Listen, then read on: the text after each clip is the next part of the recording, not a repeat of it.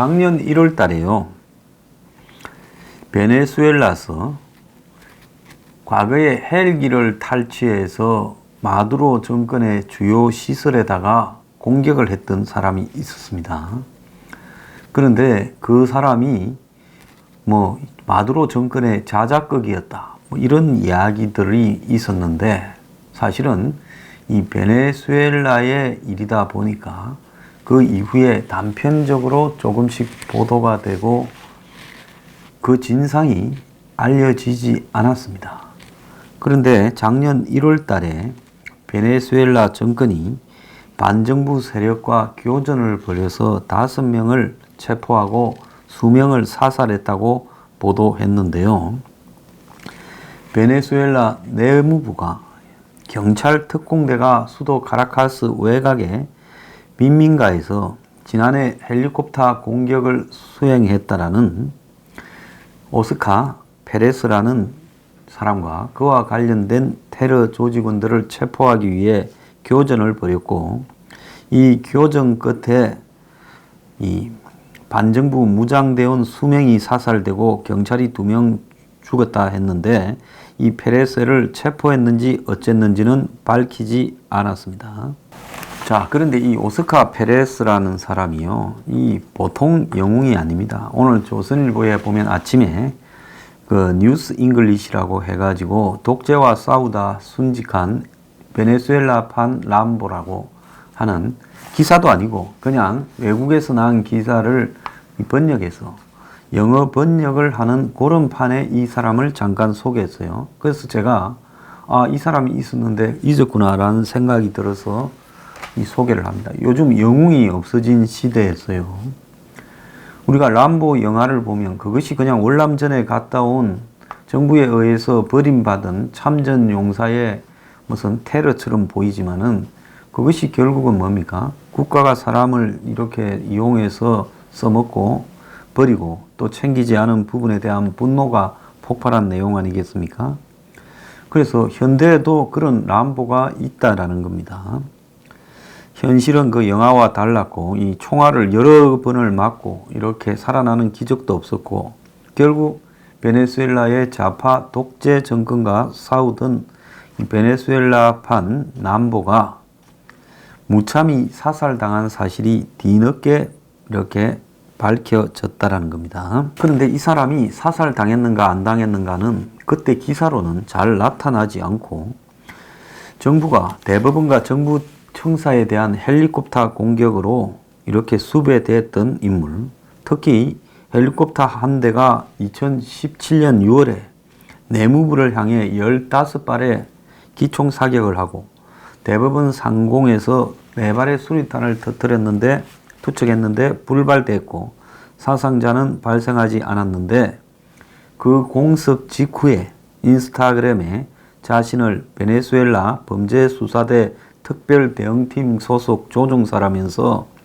자기 소행이라고 오스카 페레스가 주장을 했고, 이 사람은 추종 세력과 함께 2017년 12월에는 군 기지를 습격해서 무기를 탈취하기도 했는데, 이날 오전에 방탄조끼를 입은 페레스가 유해리 낭자한 모습으로 인스타그램에 등장한 모습도 떠올랐다는 거예요. 이 사람이 이제 총을 여러 차례 맞고 인스타그램에 올려서 유탄 발사기로 무장한 군인들이 우리를 포위하고 집중 사격을 가하고 죽이려 하고 있다. 베네수엘라의 희망을 잃지 마라. 아마 사살되기 직전에 그렇게 했던 걸로 보입니다. 최근에 베네수엘라의 전 검찰총장이 망명을 해서 이 사람에 대해서 증언을 했습니다. 작년 1월 15일 날 특수부대에 의해 포위되고 은신처로 급습을 해왔고 수적 열세라서 항복하겠다라는 의사를 밝혔는데도 유탄 발사기로 공격을 했고, 결국 페레스와 동료 6명은 현장에서 적사했고 6명은 생포되었는데, 이 사실은 전 베네수엘라 검찰총장이 루이스 디아스가 망명을 해서 증언을 했고, 검시관들이 찍은 섬뜩한 시신 사진에 의해서 드러났습니다. 총탄 투성이의 시신으로 현장에서 처형 살해됐다는 겁니다. 그래서 베네수엘라판 영웅이고 람보였던 오스카 페레스가 이 교전 중 사망한 게 아니라 결국은 처형당했음을 이렇게 거의 추모자들이 지금 법의학 보고서를 곁들여 가지고 국제형사재판소에 범죄로 마두로 정권을 신고하는 일이 지금 발생하고 있다는 겁니다. 자, 이 사람은 작년 7월 27일 날 이제 헬리콥터를 탈취를 했죠. 그래서 헬리콥터로 대법원이나 정부 내무부 청사나 이런 데를 공격을 하니까 이 사건이 석연치 않다고 AP통신, BBC, 워싱턴 포스트 같은 이런 언론들, 서방의 언론들은 이 사람이 배우 활동을 했고, 자, 이 마두로가 전국 혼란을 일부러 끌어내서 또 한마디로 자기 정적들을 척결을 하려고 꾸며낸 쇼가 아닌가. 서방에는 그렇게 알려졌습니다. 희한한 사건이다. 과거에 터키 쿠데타를 터키의 에르도안 총리, 지금 대통령이죠. 그 사람이 일부러 유도하듯 해서 쿠데타를 핑계로 정적들을 처형 숙청해버린 그런 부분과 유사한 거다. 이렇게 다들 봤지요. 그런데 이 사람은 베네수엘라 범죄수사대에 15년간을 복무를 한 경찰관이고 항공부대에서 헬기 조종 훈련 등도 받았고 경찰견 훈련도 시키는 그런 사람이었고 영화 배우고 제작자로도 이름이 있었다는 겁니다. 2015년에는 납치 피해자를 구하는 엘리트 경찰관 이야기를 다룬 정지된 죽음이라는 베네수엘라 영화에도 출연을 했다는데요. 과거 언론과의 홍보 인터뷰에서 헬리콥터 조종사, 전투 다이버, 자유로운 낙하산 부대원, 아버지, 반려자, 배우 이렇게 자기를 소개하고 죽음은 진화의 일부분이기 때문에 나는 집에 돌아올지를 모르고 거리에 나가는 사람이다 라고 자기를 소개하고 깡패가 승리한다는 텔레비전 메시지는 사실이 아니다. 그러면서 아이들의 범죄 가담이나 깡패 추종을 막기 위해 영화 제작과 출연을 했다.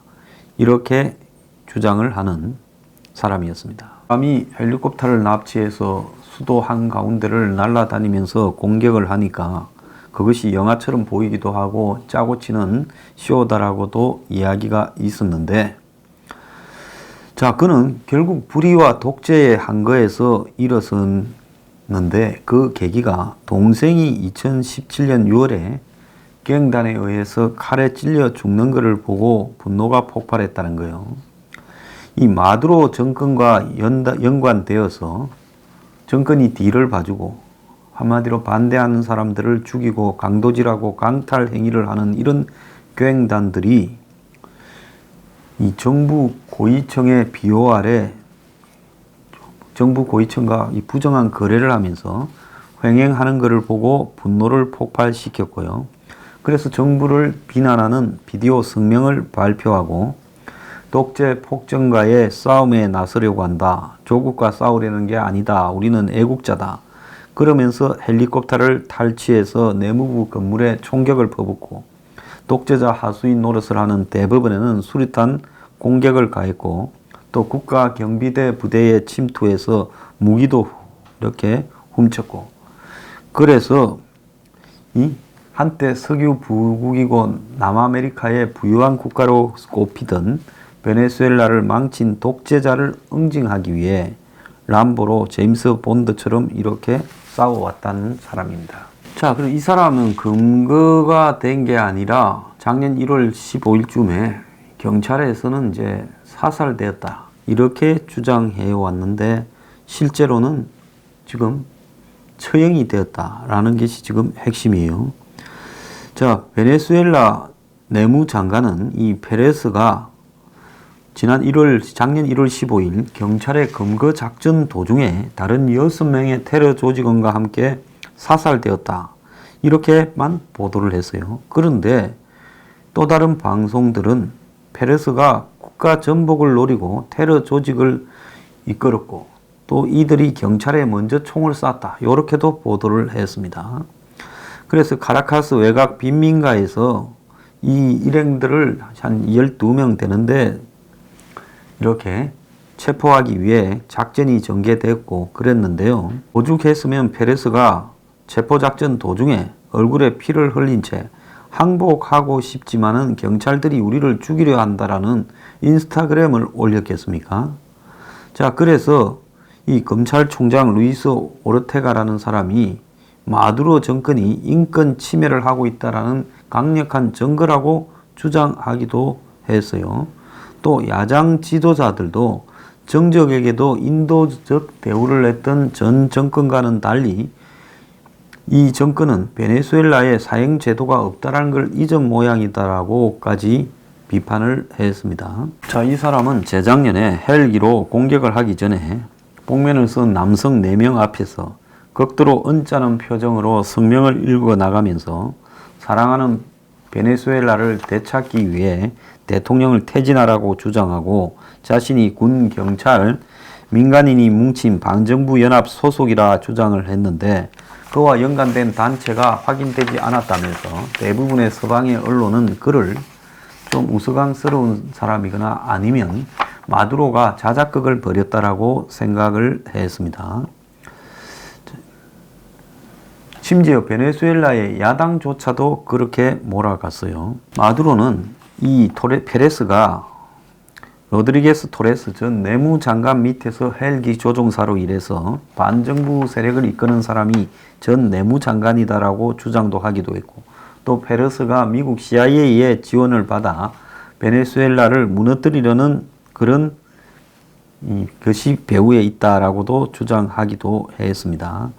그래서 결국은 그게 아니라 지금까지 알려진 걸 보면 영웅처럼 혼자서 주변 사람 몇 명과 더불어서 마두로와 투쟁을 하기 위해서 헬기를 탈취해서 도심에 수류탄을 투척하고 기총 소사도 하고, 근데 이 사람을 별로 죽이려고 생각한 게 아니라 마두로 정권이 맛이 가고 있다는 걸 보여주기 위해서 일부러 지금 사람이 별로 없는 데서 그런 것들을 했다, 이렇게 비춰지고요.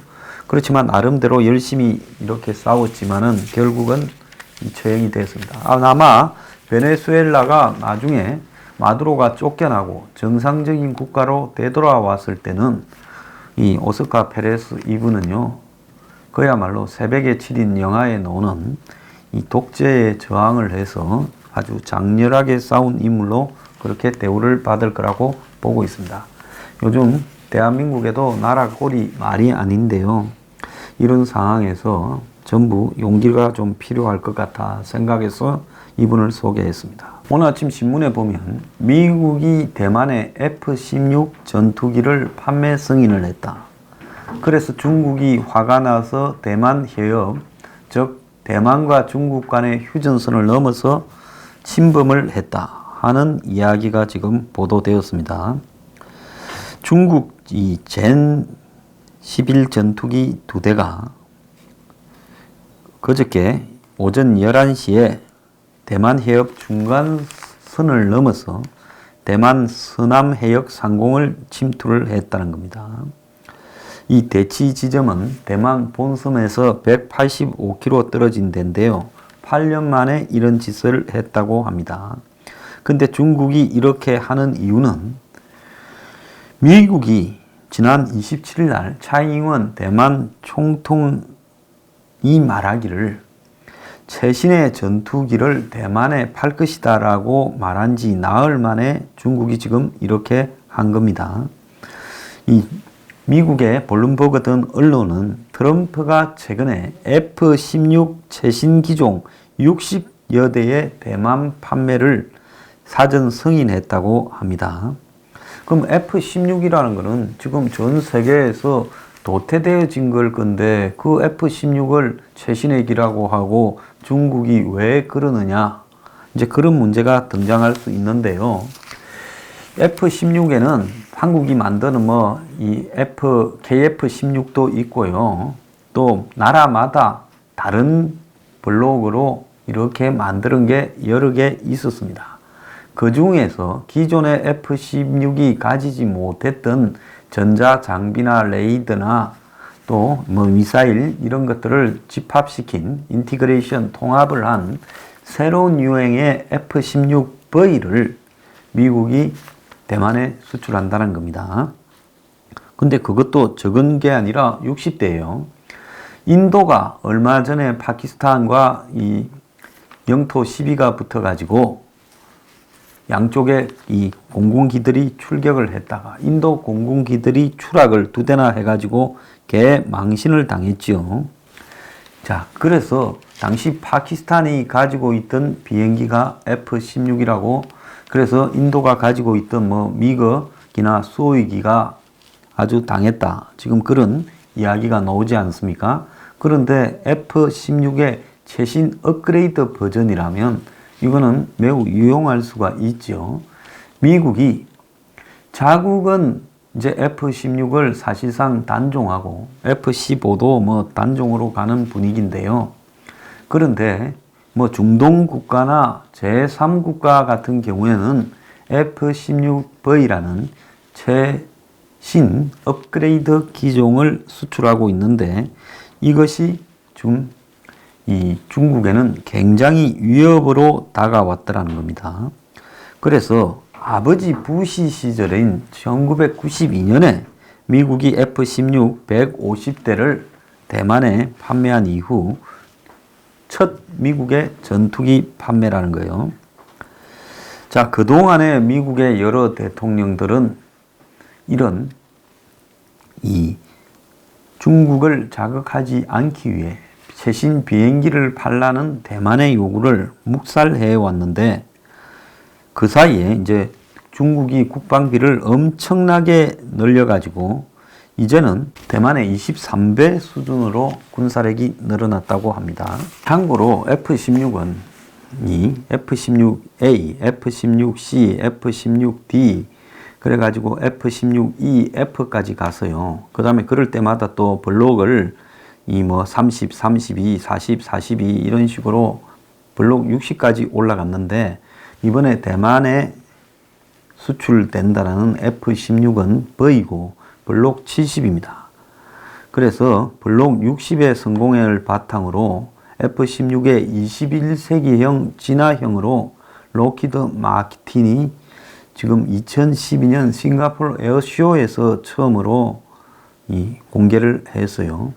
그래서 여기에는 보면 최신형 레이저, 그리고 임무 컴퓨터, 자동 지상 추락 방지 장치 등이 갖추어진 4.5세대 전투기로 진화해 있다는 겁니다. 자, 록히드 마틴은 F-16V를 F-16의 21세기 공통 사양형이라고 하면서 기존에 수출된 F-16의 업그레이드를 갖다가 판촉을 하고 있기도 한다는데요. 대만은 2017년에 160대 과거에 이 아버지 부시 때 92년에 갖고 간 비행기 중에 지금 144대가 남아 있는데 그걸 전부 업그레이드를 한다고 하고, 한국도 지금 KF-16 한국에서 조립했던 134대를 2025년까지 F-16V로 이렇게 업그레이드를 지금 하고 있는 도중입니다. 그래서 미국이 지금 대만에 이런 수출을 하는 것은요, 트럼프가 실리도 챙기고 또 한편으로 중국을 자극해서 더 많은 양보도 얻어내고 이러는 건데요. 제가 생각할 때는 조금 우려되는 부분이 있습니다. 대만이 자국의 방비를 좀 잘해야 되는데 중국이 기습적으로 대만을 일단은 공격을 하는 일이 중국 경제가 무너지는 시점에서 할 수 있다고 봐요. 예를 들어서 중국 경제가 IMF 같은, 한국의 IMF 같은 상황을 맞기 직전에 중국이 일부러 대만을 기습 침공을 하는 겁니다. 시비를 잡아놓고 있다가요. 지금 이것도 계속 시비를 잡고 있는 거거든요. 그러면 대만이 얼마나 버틸 수 있느냐. 즉 국제적으로 중국의 개입을 이렇게 국제사회가 나서서, 미국까지 나서서 중국의 최후 통첩을 하고 과연 대만을 지키기 위해서 미국이 미군을 보내거나 공군이나 해군을 지원을 하겠느냐 하는 부분도 제가 볼 땐 좀 의문이에요. 지금 미국의 시스템으로 보면 중국이 대만을 침공하더라도 미국이 과연 군대를 보내서 중국과 대치를 하겠느냐. 또 이런 판단이 되려면 미국에서 적어도 일주일 한 열흘은 있어야 될 건데 중국이 압도적으로 우월한 기술력으로 대만을 순식간에 하루나 이틀 안에 점령을 해버리면 그때는 국제사회가 뭘 할 수 있겠느냐. 자, 러시아가 우크라이나의 크림 반도를 점령을 해버리니까 국제사회가 별로 할 일도 없고 미국도 당시에 굉장히 우크라이나를 자극해놓고 지켜봤잖아요. 과거에 소련이 북경 올림픽 할 때 어떻게 했습니까? 그루지아를 침공해버렸잖아요. 그런데 미국이 도와줄 거라고 기대하던 그루지아 대통령이 소련하고 한번 이렇게 붙는 거를 마다하지 않았지만은 결국 한 일주일 만에 손들고 항복하지 않았습니까? 그래서 대만이 미국을 믿지 않고 중국의 기습 공격에 자국을 얼마나 이렇게 지켜낼 수 있겠는가. 그 시간과의 싸움에서 대만이 지금 이길 수 있겠느냐. 중국은 지금 대만에다가 공개적으로 협박을 하고 있습니다. 너네들 그냥 안 두겠다고요. 자, 이 부분 앞으로 지켜볼 필요가 있다 봅니다. 자, 우크라이나 대선이 있었는데요. 코미디언 출신인 이 젤렌스키 후보가 1차 투표에서 30%를 득표했고 현재 대통령인 포로셴키가 16%를 득표를 했다는 겁니다. 그 현 대통령이 절반쯤밖에 못 얻었어요. 그리고 과거에 총리를 했고 깜빵에 또 부패 혐의로 한참 들어가 있었던 티모셴크라고 금발의 여성이 있지요. 유명한 사람인데 이 사람은 3등을 했다는 겁니다. 그래서 1등을 한 코미디언 출신 젤렌스키와 2등을 한 포로셴코 현 대통령이 2차 결선 투표에 지금 진출했다는 겁니다. 자, 우크라이나 이 나라가 서유럽과 이 러시아 사이에 끼어가지고 과거에는 러시아의 연방의 일원이지 않았습니까? 소련 시절에는요. 그러다 보니까 우크라이나가 항상 소련과 서방 사이에 지금 고생을 하고 있지요. 그래서 야누코비치라고 하는 독재자, 호랑이도 키우고 유명한 부패한 사람이었는데 이 사람이 결국 그 오렌지 혁명이라고 해서 한 10여 년 전에 우크라이나에 이 티모셴크라고 이번에도 나갔던 총리를 역임했던 그 여성이 당시 우크라이나 혁명을 주도해서 친러시아 세력을 일소했는데 결국 이 야누코비치가 다시 이제 대통령이 돼가지고 러시아 친러 정책을 펴다가 또 부패로 쫓겨났지요. 자, 그 사람이 쫓겨나고 난 이후에 이 초콜릿 회사를 운영하는 백만장자인 포로셴코가 지금 대통령에 당선이 되었다가 이번에 이 코미디언한테 지금 밀리고 있는 상황입니다.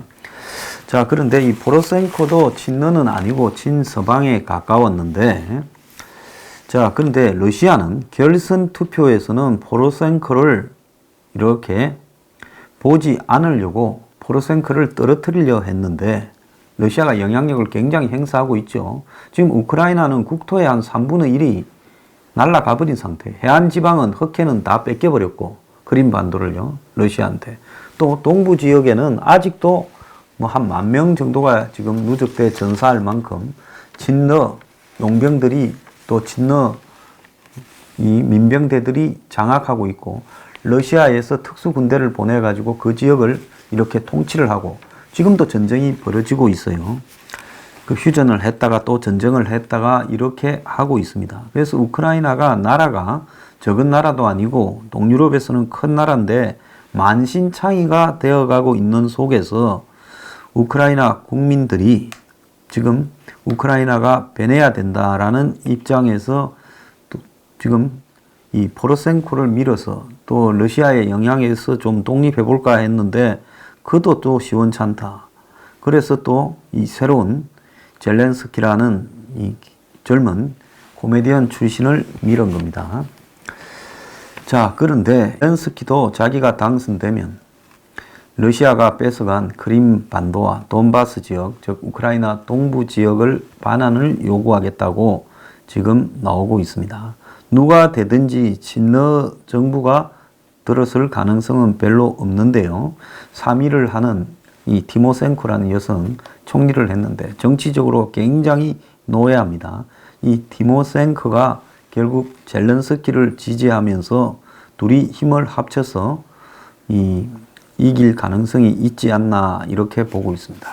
참고로 티모셴코는 14.2%를 득표해서 포로셴코하고 17.8을 득표한 포로셴코, 또 젤렌스키는 1위로 30.4%를 득표했습니다. 그래서 둘이 합치면 되지 않겠나 이렇게 봅니다.